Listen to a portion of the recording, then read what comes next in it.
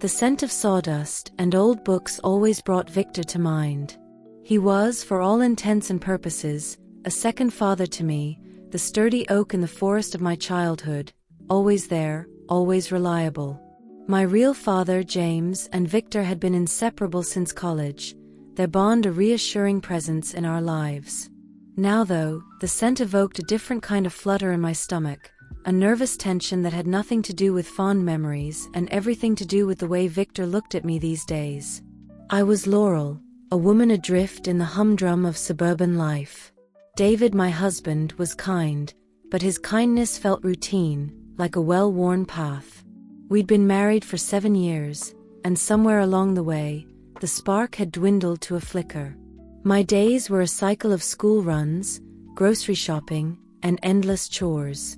It felt like I was living a life that wasn't truly mine, a faded watercolor of what I'd once imagined.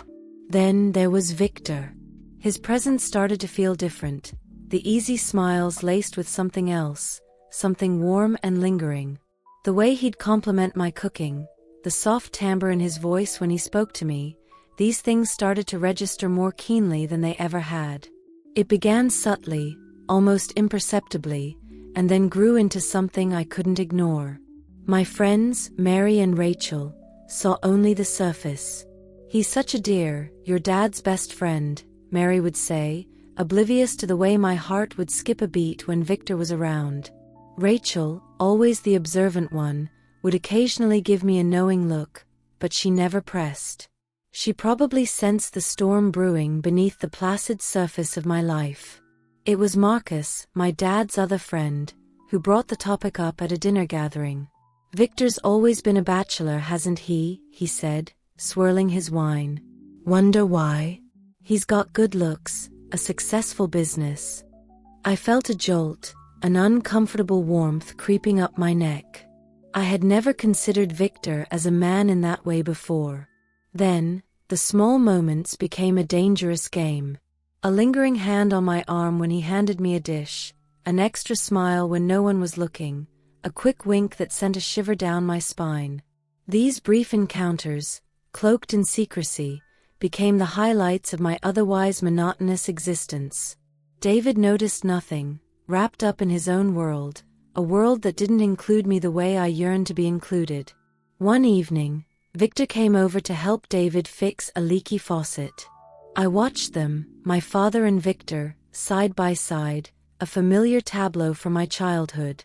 But this time, my eyes kept straying to Victor, to the way his muscles flexed as he worked, to the glint of concentration in his eyes. David left to grab a tool, leaving me alone with Victor. He wiped his brow with the back of his hand, and a stray bead of sweat trickled down his temple. "Thanks for the help," I said, my voice husky. He turned to me, his eyes locking with mine. For a moment, time stood still. Then, almost involuntarily, he reached out and brushed a strand of hair from my face. The contact was electric, sending a jolt of pure sensation through me. "You're beautiful, Laurel," he whispered, his voice barely audible. His words were like a spark, igniting a wildfire within me. It was a line I should not have been crossed, yet I found myself leaning into his touch, and that small touch turned into something more. His lips met mine, hesitant at first, but then growing bolder, more demanding. It was wrong, so incredibly wrong, and yet it felt so right, so utterly undeniable. The affair began, as affairs often do, under the cloak of darkness. Stolen nights, hushed whispers, and frantic embraces became our reality. Each encounter was a mix of intense passion and gut-wrenching guilt.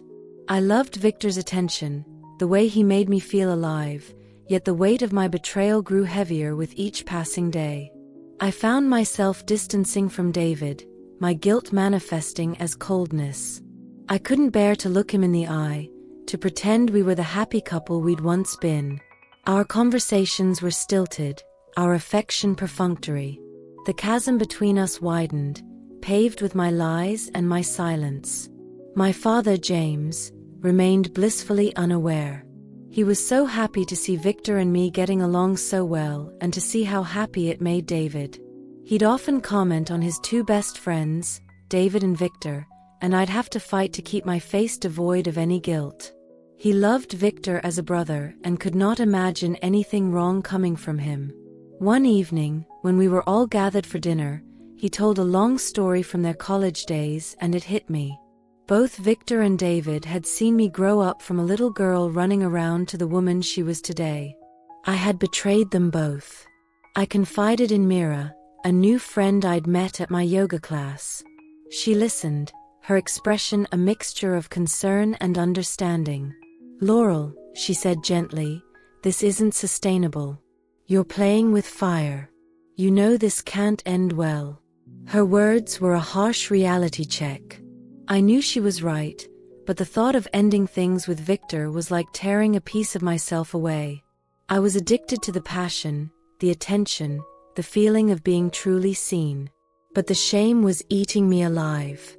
One night, after a particularly intense encounter with Victor, I sat alone in my bedroom, the weight of my actions crushing me.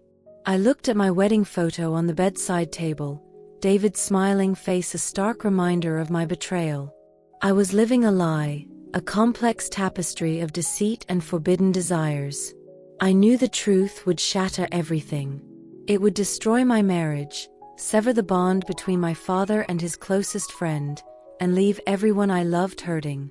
This wasn't the life I wanted, and I knew I had to find the strength to make a change, to choose the path that, however painful, would lead to a more authentic life. But the question was, could I? Could I bear to break the hearts of the men I loved, and could I face the consequences of my actions? As I sat there in the darkness, the answer was far from clear, lost in the tangled mess I had so recklessly created. The scent of sawdust still lingered, a reminder of the man who had become my forbidden desire, and the choices I still needed to make.